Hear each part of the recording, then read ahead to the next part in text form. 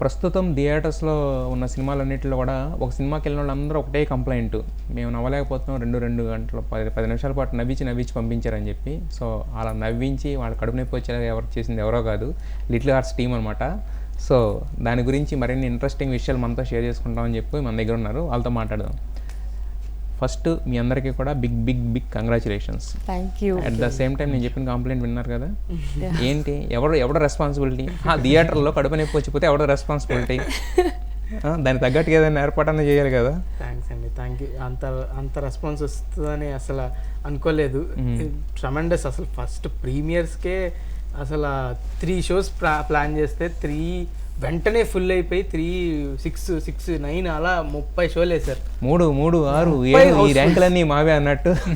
Premieres 30 housefull. దాని తర్వాత ఇంక ఫస్ట్ డే హైదరాబాద్ లో టికెట్లు దొరకలేదు. ఎవరైనా కాల్ చేసి కూడా టికెట్లు లేవు, ఎలా బుక్ చేసుకోవాలి, పోనీ పంపిస్తావా? ఈరోజు చిన్న స్క్రీన్లు పడవన్నీ పెద్ద స్క్రీన్ లోకి వెళ్ళి పెద్ద స్క్రీన్లు కూడా హౌస్ఫుల్ అవుతున్నాయి ఈరోజు. ఇట్స్ అన్ని నెక్స్ట్ లెవెల్ రెస్పాన్స్. మరి అయితే సీరియస్గా ఒకటి ఆన్సర్ చేయండి, ఇంతకీ మరి ఆర్టిస్ట్ క్రాస్ రోడ్స్ ఇక్కడ ఉందా? చూస్తున్నారు కదా. సో అప్పుడు జస్ట్ జనరల్గా చేసిన మేము ఈరోజు రియాలిటీ ఫస్ట్ డే సంధ్యాలో హౌస్ఫుల్స్ అనేది నాలాంటి రికార్డే. మరి ఇప్పుడు మనం అంటే నమ్మని విషయం ఏదైనా జరిగితే మనం క్రాస్ చెక్ చేసుకుంటాం, ఇలా గిచ్చుకున్నాం. మీరు గిచ్చుకుంటున్నారు లేదా పక్కన ఎవరైనా గిచ్చమంటున్నారు? ఎవరైనా ఒక అసిస్టెంట్ ఎవరైనా నిద్రే పట్టట్లేదు.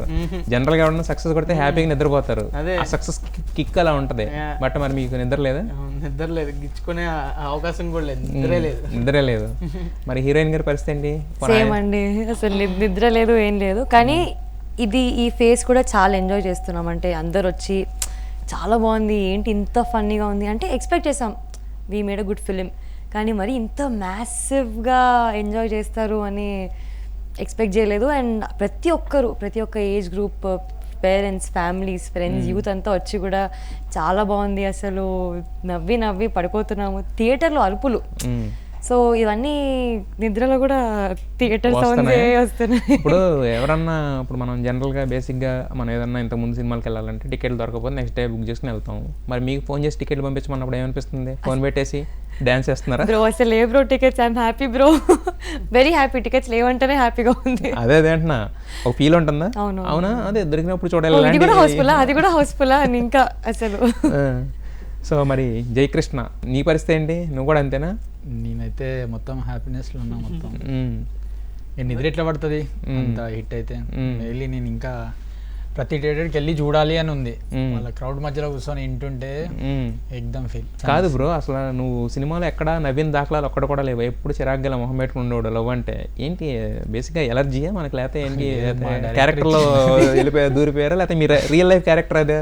మొత్తం మా డైరెక్టర్ ఇచ్చేసిండు, దాంట్లోకి వెళ్ళిపోరా అని చెప్పిండు, పంపించిండు, గుసబెట్టి మరీ చెప్పిండు మొత్తం ఇట్లా చేయాలరా, ఏది మిస్ కానియాడు, అన్ని వెళ్ళిపోవాలని చెప్పాడు. వెళ్ళిపోయావు, బాగానే ఉంది. మరి బయటకు రావడం చెప్పకపోతే నువ్వు లైఫ్ లాంగ్ అలాగే ఉండాలి సింగిల్గా, ఓకేనా? మరి మనోడు చిరాకు ఫేస్తో ఉన్న జనాలు అందరూ నవ్వుతూనే ఉన్నారు. ఎక్కడ కనిపించినా మనోడు ఎక్కడ ఎప్పుడు ఏ డైలాగ్ వేసినా గట్టిగా నవ్వుతున్నారు. అదే అంటున్నా నేనేది. ఇప్పుడు చిరాకు ఫేస్తా అంటే నువ్వు లోపలికి వెళ్ళిపోయావు, మరి బయటకు రావడం చెప్పాడు అంటే మీ డైరెక్టర్ ఎలా వెళ్ళాలో చెప్పాడు, బయటకు రావడం చెప్పాడు.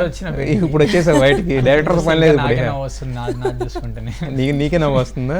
సో జనాలు అయితే చాలా అలా ఆనందం చూస్తుంటే నేను ఇప్పుడు కూడా మాట్లాడలేకపోతున్నా.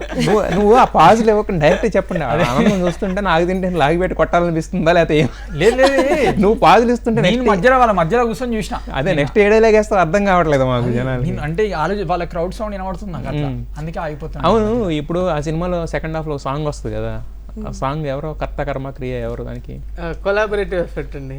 ఎవరిది? డైరెక్టర్ది, కొన్ని లైన్స్ నావి. అది మెయిన్ ఆ సాంగ్ అయితే మార్తాండ్ వాళ్ళ ఫ్రెండ్ది. దాన్ని మేము లిటిల్ గా ఇంప్రవైజ్ చేసాం, అక్కడక్కడ లిరిక్స్ మార్చాం. కానీ ఆ సాంగ్ మొత్తం అయితే వాళ్ళ ఫ్రెండ్ తను చిన్నప్పుడు చేసిన వీడియో అది, దాని రిఫరెన్స్ తోనే చేసాం. అది వీలైతే మా మార్తాండ్ రిలీజ్ చేస్తాడు అది, ఆ ఒరిజినల్ ఇది కూడా కాదు.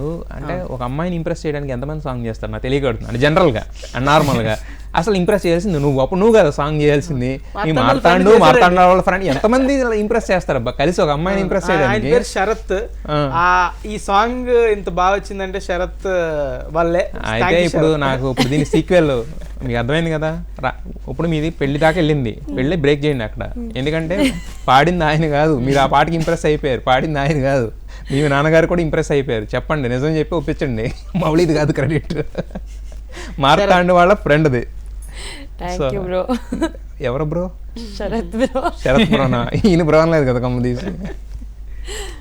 అంటే హీరో హీరోయిన్ కదా, అట్లీస్ట్ ఇది ఉండాలి కదా. Yeah yeah